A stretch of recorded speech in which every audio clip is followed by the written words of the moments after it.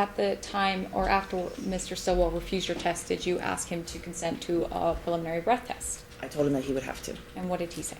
He said that he, to be honest, I don't really remember what he said. Did he say he would comply with it? I believe so. Okay. Because he did. He ended up, he ended up doing it.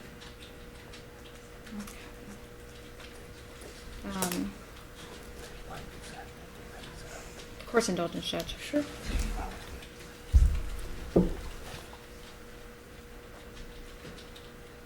During the time before you got to this preliminary breath test, you said the defendant refused to comply with the FSTs. Is that correct? Yes, ma'am. Was he being cooperative with any other requests that you had? No, ma'am.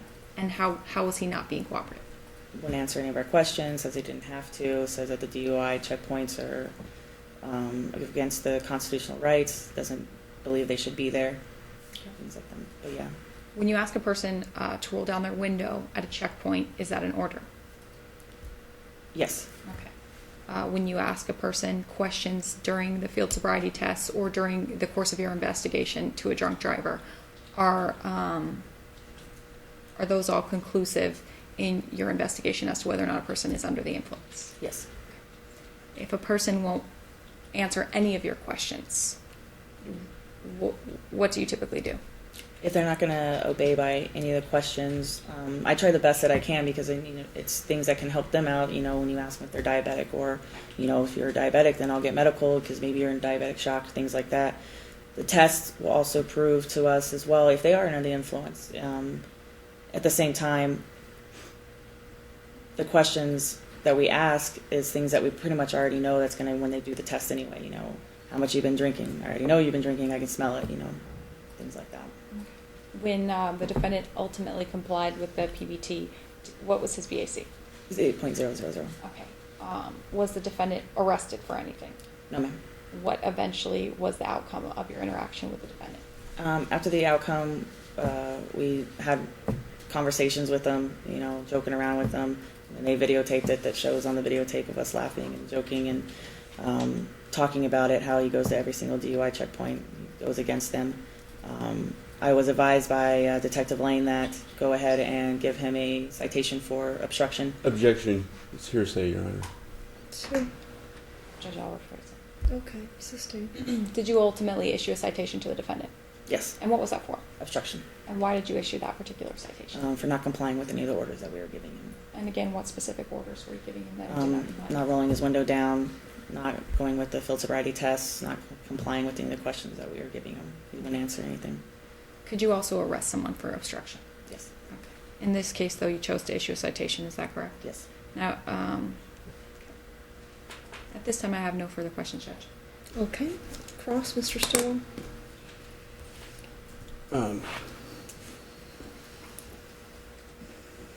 Was this your first DUI checkpoint? Yep.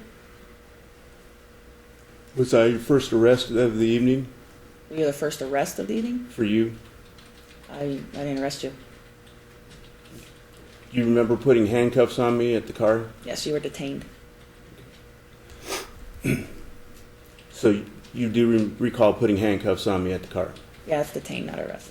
All right.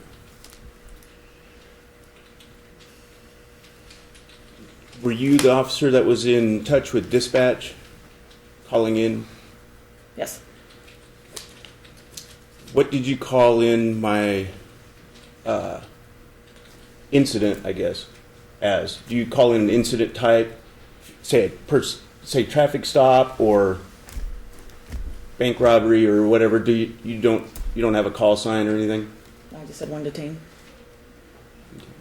Do you know of anybody that did call into dispatch and say what type of stop it was? I don't know if they know. If they would have been the other troopers, they're the only ones that have access to our dispatcher.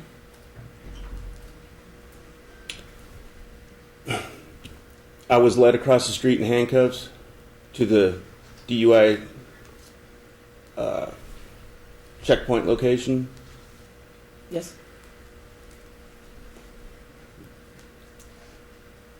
Trooper Lewis then hopped in, at that time her name was Lewis, hopped in my vehicle and parked it. That one I don't know who drove it.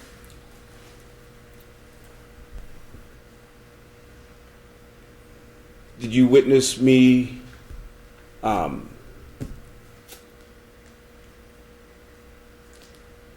did I get out of the car and comply when asked? Yes. You said that rolling down the window was an order. Did you order me to roll down the window? I didn't. Did you hear Trooper Lewis order me to roll down the window? No, I wasn't near when that happened.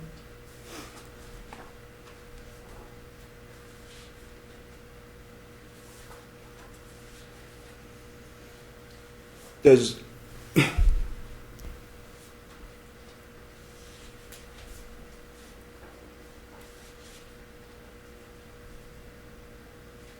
a order have to be backed by a law to be a lawful order? There's an order. Say that again? I'm sorry. I did that wrong, Judge. Sorry.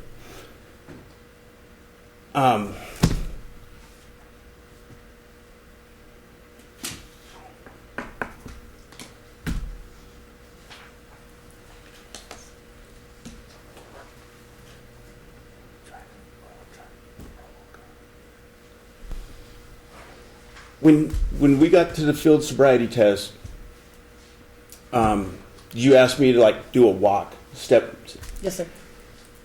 and then I declined. Yeah, sorry if can I interrupt. I'm sorry. I meant I had you do your eyes first.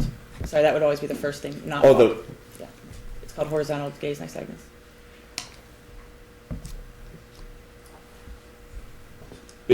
Okay, so we were over there with the test. I declined. Did I ever act out or be argumentative or raise my voice or? No, sir.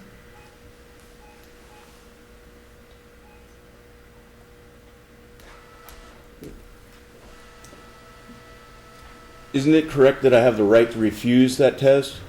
The field sobriety test? The flashlight and the walking? Yes, sir. Right.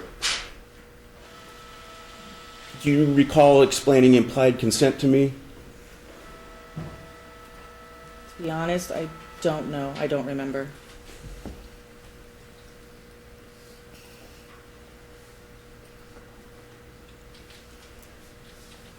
When I was at the car, did I comply with giving my information? At the car when originally the checkpoint when we Originally, yes. first. Mhm. Yes, sir. Yeah. So overall, was I generally compliant? Most of it, yes, sir.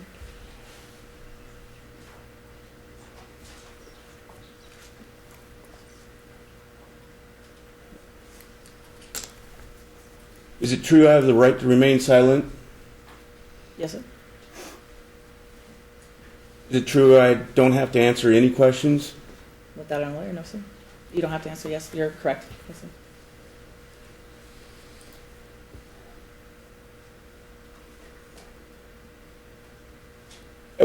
At what point did you feel that I may be intoxicated?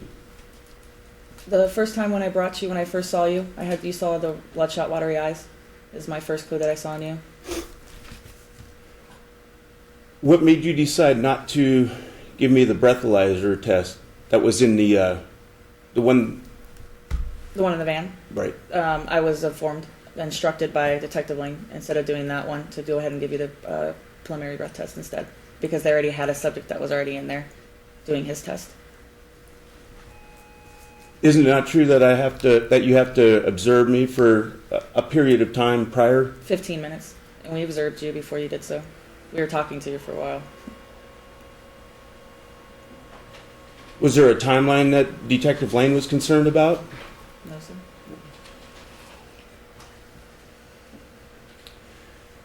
Did you give me the option of a blood test? No, sir. Is that an option? It is an option if you were arrested, but you weren't arrested. So you gave me a preliminary breath test. Yes, sir. Is that admissible in court? No, sir. Is that required? A preliminary breath test? Right. It's not required, but if you won't do one on scene, then you have to do one at the jail, which is our jail was the van.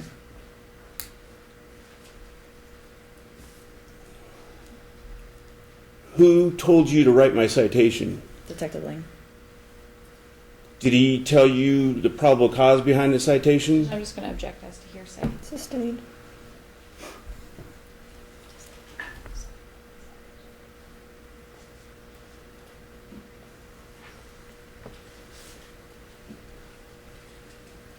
So you wrote my citation based on what you were told? Yes, sir. Did you feel that I was obstructing? Yes, sir. With my investigation, yes, sir. And that was based on the lack of field sobriety tests? Cooperation.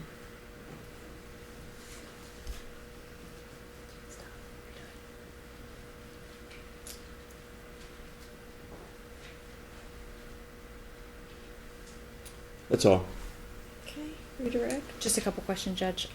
The defendant asked you if you wrote the citation based on what you were told, correct? Sorry, it was what I was instructed to do so. Okay. Would you ever write a citation for something you did not observe yourself?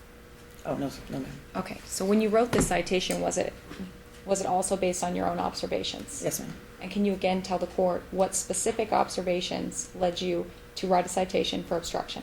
Obstruction started off with not rolling down your window, not cooperating with any of our investigation to just make sure that if he's not under influence, then he can go. By not complying with the field sobriety test, by not wanting to answer any questions as well, just prolonging this investigation longer than it should have been. Okay. Before you write citations at checkpoints, do you usually ask your detective whether or not you should do so?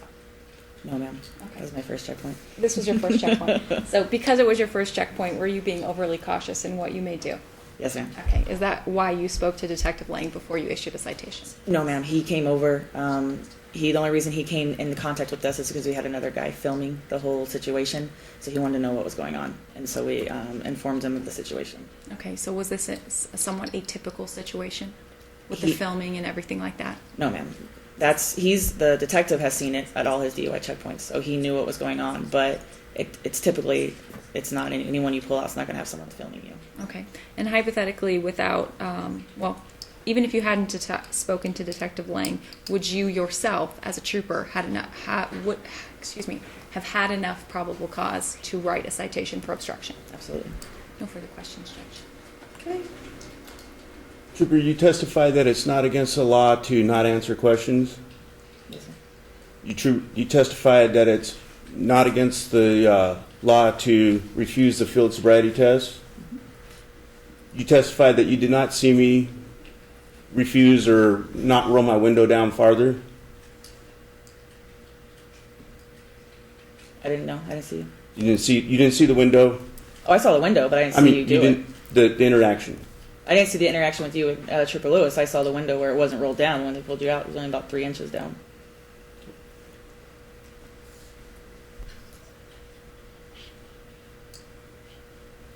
That'll be all. Anything else? Sorry, one more question, Judge. At any time was the defendant placed under arrest? Oh, no, ma'am. Judge. Thanks, Trooper. Have a seat for me outside. Please don't discuss your testimony with anyone. Yes, ma'am. Judge, at this point, the city rests.